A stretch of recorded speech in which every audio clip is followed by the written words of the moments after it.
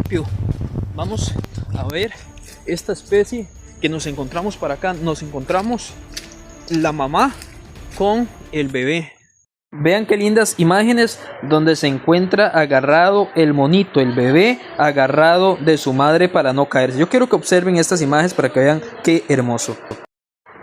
Esta especie de mono se les conoce como monocongo, también conocido como mono aullador. Esto es algo emocionante verlos a ellos juntos. Este monito se mantiene agarrado de la madre ahí sujetándose para no caerse. Esto es impresionante. Este monocongo es famoso por su potente aullido que se puede escuchar a 5 kilómetros de distancia.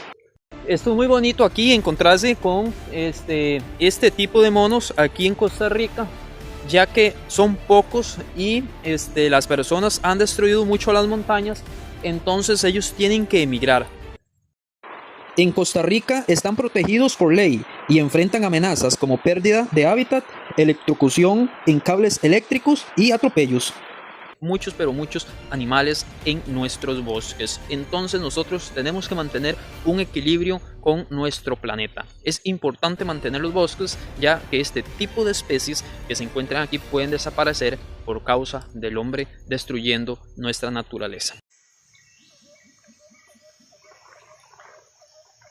Este es un macho, con solo verlo es un macho. Ahí va el macho, vean, a cuidar los bosques y la naturaleza, porque en ellos viven animales. Chayito, y los dejamos con estas imágenes. Chao, cuídense mucho.